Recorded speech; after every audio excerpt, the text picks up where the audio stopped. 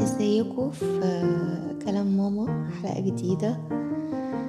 وهكمل النهاردة بقى الحلقات اللي هي الحلقة الأولى والتانية. أنا ازاي عملت البودكاست بتاعتي، وازاي بقى خدت الخطوة بقى وإيه وقفزت في النهر. أكتر حاجة بتعطلك وبتخليك ما تعملش أي حاجة أنت بتحبها الصوت الرخم. عارفين صوت الطفولة الرخم ده اللي هو ايه الهيافة دي؟ ايه اللي انت تعمله ده؟ والله ما انت نافع. ان اي حاجة بتحبها تلاقي فيه صوت الطفولة الرخم ده طالع لك كده، اللي هو عمال يكسر في مقاديفك ويسخف من الحاجة اللي انت بتحبها ويقلل منها ويقولك ايه اللي انت بتعمله، ايه اللي انت هتعمله، يعني انت سايب ده ورايح تعمل الهيافة دي. فصوت الطفولة الرخم ده تعرفوا جاي منين؟ صوت الطفولة الرخم ده جاي من زمان لما كنا صغيرين. اب وام بقى بيقول لك الصوت ده لما يشوفوك بتعمل اي حاجة انت بتحبها يقللوا منها ويعاقبوك ويسخفوا منها وينهاروك اصلا ان انت بتعملها. مدرس ايه يا واد الهيافة دي؟ تبطل هيافة، ايه اللي انت بتعمله ده؟ روح كتكنيلة ما انتش نافع. كل الحاجات دي ساهمت ان انت بتبعد عن اللي بتحبه وبتعمل اللي المفروض يتعمل زي ما الناس كلها بتعمل. اتقولبت اتحطيت كده في الإطار اللي الناس المجتمع كله عايزك تمشي فيه. دكتور، مهندس، اللي هي الحاجات اللي هي العالية. أي حاجة تانية فيها فن أو فيها أو مخالفة للعرف، عرف المجتمع، مش عارفة عرف الديك ده يعني. هتبقى انت فاشل. ايه الكلام الفاضي، الهيافة، السذاجة اللي انت فيها دي؟ روح شوف كلمة تاني ينفعوك. فهو ده بقى الصوت الرخم ده، بقى الصوت السئيل ده، الصوت السئيل ده اللي بيجيلك ده كل ما تيجي تعمل حاجة بتحبها. اعرف بقى الصوت ده جايلك منين. لما تعرف الصوت ده جايلك منين بقى، هو صوت رخم بصراحة، مش هيفرقك إلا لما انت تهزمه بقى، لأن هو يعني يشوف بقاله قد ايه عمر معاك يعني. وده انت لو اكتشفته، ولو اكتشفت اصلا ان هو من الطفولة، يعني انا اكتشفتها بالصدفة وحسيت ان هو فعلا انا، لان انا شخصية تحليلية شوية وعندي نظرات فلسفية حبتين. بحب اتأمل كده الحاجة واقعد اقول، واحب اجيب قرار الحاجة. يعني ايه؟ احب ادور على الاساس، ما احبش امسك في الفروع، وامسك في الحاجات اللي ما توديش في حتة. انا ليه بقى يعني كل حاجة ادور فين الجذر، فين جدرها ده، فين جدرها. ف قعدت افكر ان انا كنت كل ما اجي ابتدي حاجة مثلا انا بحبها او كده الاقي الصوت ده طلع. هو يعني الصوت ده إيه؟ انت متعاقد يا حبيبي في حاجة؟ إيه؟ ف فتلاقيه وقفك وعطلك وخلاك بقى في صراعات بقى. طب اعمل ده، انت مش قادر تعمل ده لان انت مش حابب ده، بس هو كل الناس عايزاك تعمل ده، وهو ده اللي معترف من الناس، وهو ده لما هتعمله الناس هتبقى حطاك في مقام معين او درجة معينة. غير لما تعمل بقى الحاجات اول بقى، انت اصلا اول مجرد ما تقول ان انت تعمل ايه الهيافة دي، انت عيش وقتك، عيش سنك، عيش يعني فوق من الخيال والخيابة اللي انت فيها. ف... فلما قعدت بقى كده مع نفسي اتعمق ومع فيديوهات بقى واقعد كده يعني عشان اكتشف نفسي في سلسلة او طريق اكتشاف النفسي واشوف نقط ضعفي ونقط قوتي، وايه اللي انا اقدر اتحمله وايه اللي انا ما اقدرش اتحمله، وايه اللي انا بحبه وايه اللي انا بلاقي نفسي فيه، وايه اللي انا عايزه الاقي اشوف نفسي فيه، وايه اللي بيريحني وايه اللي بيبسطني، مش ايه اللي يضغطني او ايه اللي يضغط عليا يعني. عشان كده من ضمن الحاجات اللي انا لما جيت كانت معطلاني ان انا حاطه صوره معينه، ان انا عايزه البودكاست دي تبقى في شكل معين وصوره معينه واعدادات معينه. اخلص بقى من فكره الهيكله بتاعه الاعدادات دي، ادخل في يروح قبيبلي بقى طالع لي بقى الصوت الرخم بتاع الطفوله ده. وكله بقى شغال مع بعضه، كله بقى عمال يخبط في بعضه، ده يتخانق مع ده وده يتخانق مع ده، وده يشد في شعر ده وده يهبط ده في الارض وفي الاخر انا بتهبد واقفل النور وانام. يعني بسيبهم بقى يتخانقوا مع نفسهم وبنام ومخي شغال في الخناقات دي يعني مفيش فايدة ورايا يعني. فهتلاقي هي دي الخطأ من ضمن الحاجات الكبيرة جدا اللي بتعطلك ان انت تعمل اي حاجة انت بتحبها. عشان كده اخترت ان انا لما اجي اعمل البودكاست دي انها تكون بأبسط واسهل واخف طريقة في الحياة. رميت كل يعني الاعدادات بتاعتي، باي باي مع السلامة. يعني انا مش عايزة اقول لكم انا افتكست ايه، اصلا بحب افتكس برضه واخدة الموضوع ده من ستي، ان كل حاجة لازم ندور لها على بدايل يعني. فانا دايما بشوفهم في الميكروفون حاطين الاسفنجة دي، فانا بتكلم من صوت السماعة العادي بتاع الهيدفونز بتاعتي اللي هي السماعات بتاعتي يعني. فانا قلت لا، انا عايزة الريش اللي بيحطوه ده، انا عايزة السفنج اللي بيحطوه ده. فتتخيلوا بقى انا عملت ايه بقى. انا رحت بقى ايه، بشيل انا السفنج اللي بيبقى موجود في العلب مثلا اللي هي بتاعت اكسسوارات او ساعات او كده، يعني عارفين انتوا السفنج اللي بيتسند عليه الساعة ده.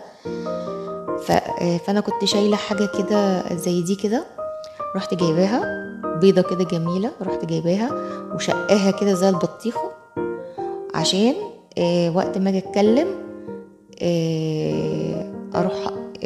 اروح حطاها وحطاها جنبي بقى، يعني احطها جنبي في بوكس جنبي كده، في علبة صندوق جنبي كده حطاها. اول ما تيجي الهوب بتاعتي اقول يلا يا بت البودكاست هتتعمل.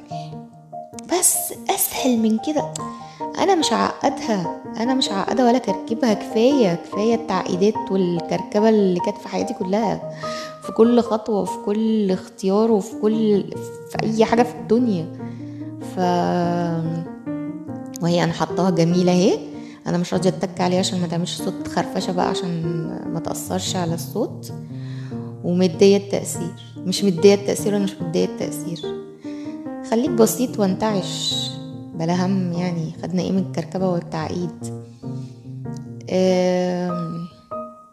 بس ولما انا بقول لكم ان انا يعني هعملها وانا قاعده على السرير وانا نايمه، وانا دلوقتي حاليا يعني قلت قبل ما انام، انا خلاص نمت فعلا وخدت المخده كده في حضني، وقلت ايه بقى، انا هعمل البودكاست بتاعي النهارده وانا كده مريحه على الشيزلونج كده.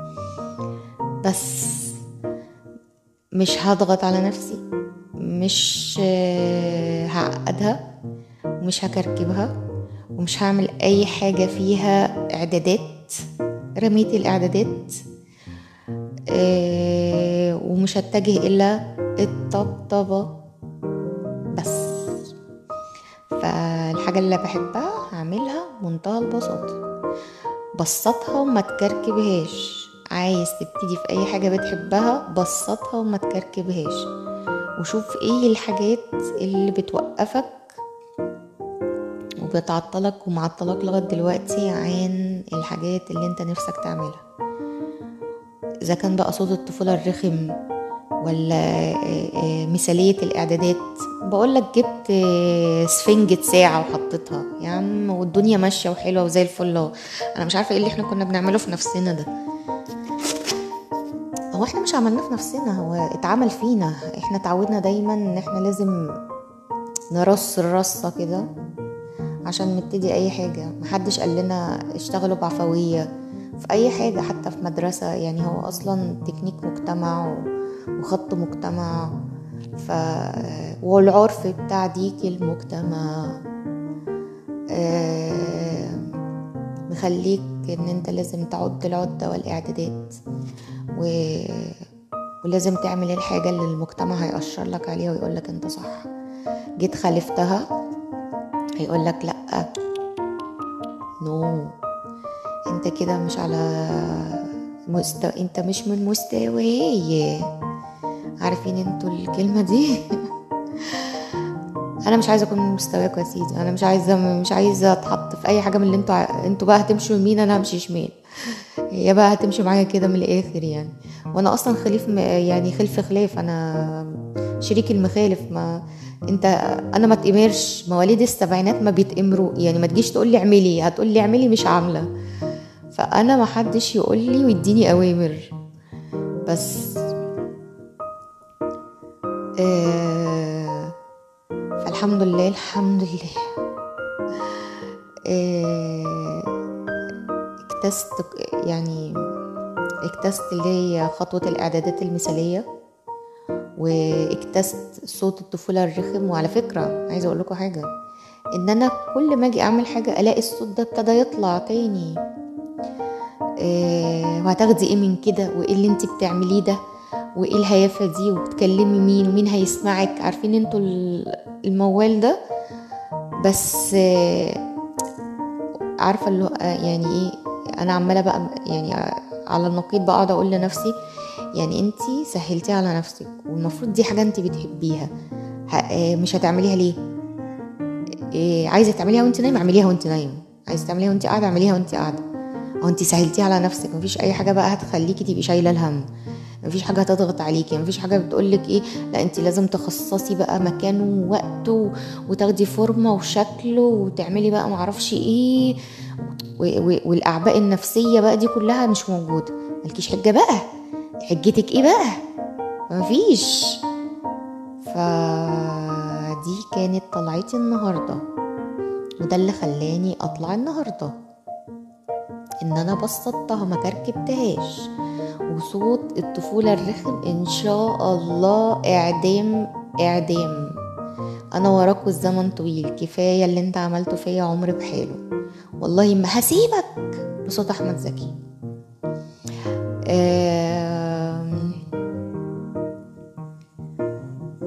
وانا بما اني يعني ايه قدرت اعمل حاجة زي كده مثلا، انا مش يعني سقف توقعاتي منخفض تماما. ويمكن دي من ضمن الاستراتيجيات اللي انا اتعلمتها، لان انا كان سقف توقعاتي دايما عالي جدا جدا في الاشخاص يعني، في كل حاجة يعني. دايما اتعامل وفاكرة يعني بتعامل بطريقة فاكرة ان الناس كلها هتعمل معايا اللي انا بعمله يعني. فكانت بقى صدمات العمر وخبطات القفا الجميل. الحاجات اللي دربت عليها نفسي انخفاض سقف التوقعات. مين هيسمع؟ محدش، مش مشكلة. انتي بتفضفضي، انتي بتكلمي صديقك البودكاستي، في حد هيقع بقى كده ويجي ويمكن، وربنا يعني ربنا انا متأكدة من حاجة زي كده، ان ربنا هيعطر اللي محتاج فيه. والله زي ما انا عطرني قبل كده في اللي انا كنت محتاجاهم وكنت بلاقيهم، انا ما ساعدت لهمش يعني. سواء وانا قاعده على الفيس الاقي البوست اللي انا عايزاه طالع لي، وانا قاعده على التيك توك بقى هم بقى عاملين جواسيس، عاملين لك بقى معرفش حوارات اللي هي القراءات العصبيه، عاملين لك معرفش ايه. المهم انه كان بيجيلي انا، ربنا كان بيجيبهولي وانقذوني يعني. الحاجات دي انقذتني وكانت لعبة دور جامد جدا جدا في ترميم حاجات جدا كبيرة جوايا من زمان وتحويلي وانها تخليني الشخصية اللي انا فيها دي يعني بدل ما كان يجرالي حاجة ولا كان مثلا ابقى محتاج ان انا اروح لدكتور وانا مش بقتنع قوي بفكرة الدكتور والحاجات النفسي والحاجات دي يعني. او بما اني كمان انا شخصية بحب يعني اعمل كل حاجة بنفسي يعني، ما بحبش اعتمد على حد عشان ما بثقش في حد يعني، انا ما بثقش في حد.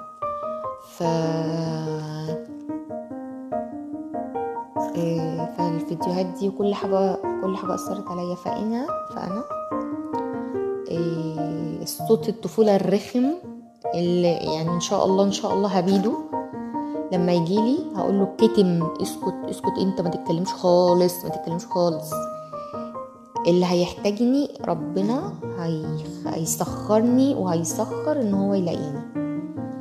وانا يعني من ضمن الحاجات اللي انا عملت ليها برضو البودكاست ده، ان اللي محتاج يسمع يلاقي.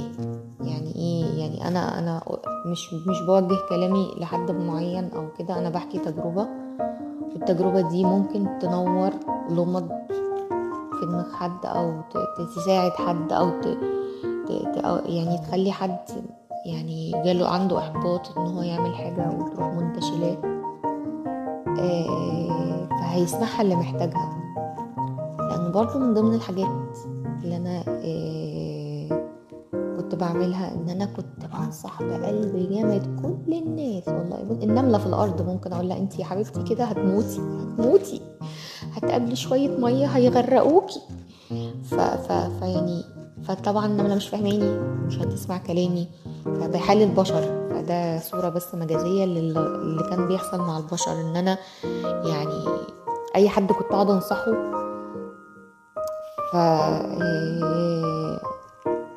فكنت بقابل بقى ردود افعال مريبة. طبعا دي هتبقى ليها حاجات تانية يعني، بس فانا يعني من ضمن الحاجات اللي انا وقفتها، ما بنصحش الا اللي عايز مني النصيحة، يعني اللي يجي يطلب مني النصيحة عشان حتى يبقى عارف قيمتها.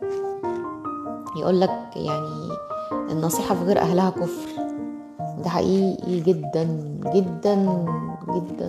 انا هتكلم في الموضوع ده بعدين يعني. فاللي هيسمع واللي هيقع تحت ايده البودكاست دي رسالة ربنا وتسخير ربنا، ان انا بيسخرني للناس اللي فعلا محتاجة، فلما الناس المحتاجة يقع تحت ايديها حاجة زي كده هتقدرها وهتفهم. هتفهم الرسالة، هتفهم. لأنه برضو حاجة تالتة يعني. بصوا يا جماعة، المواضيع كلها متشبكة تشبيكة عجب، يعني المواضيع كلها متشبكة تشبيكة يعني صعبة جدا يعني. لأن برضو إن أنت لما بتنصح حد ما عندوش درجة نضج معينة لاستقبال، يعني في درجة، الدرجة دي درجة نضج في الاستقبال المعلومة. يعني انت تيجي تقول له الحاجة،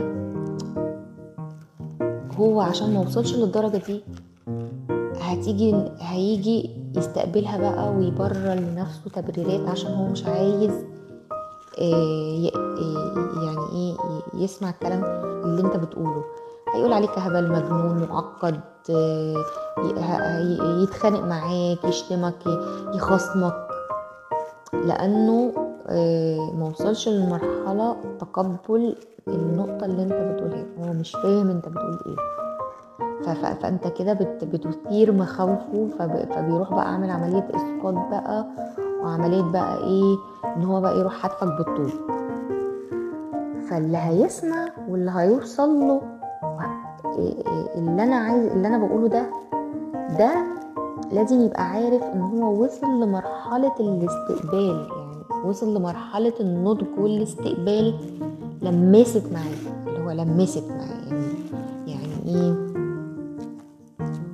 هو فاهم انا بقول ايه، يعني هيبقى فاهم حتى من غير ما اكمل بقية الكلام. وهتحسي كده ان خبطت حاجة في قلبه وراحت مشعشعة على دماغه، عملت له قلبان في المعدة. بصوا هتلاقيه لمس كده، فيا جميل يا ملمس، الرسالة دي ليك. تمام كده، وتصبحوا على برودكاست جديد في اي مكان أو وضع مريح بالنسبة لي، دون تعقيدات ودون إعدادات مسبقة. وكل هذا، كل اللي أنا بقوله ده حاجة كده مش مكتوبة كمان، عشان دي برضو من ضمن الحاجات احنا هتناقش فيها، ممكن أقولها بكرة بقى عشان كفاية عليكم كده ما طولش. إلى اللقاء يا أصدقائي في بودكاستي في حلقة جديدة، في حلقة جديدة بكرة، واشوفكم على خير. سلام.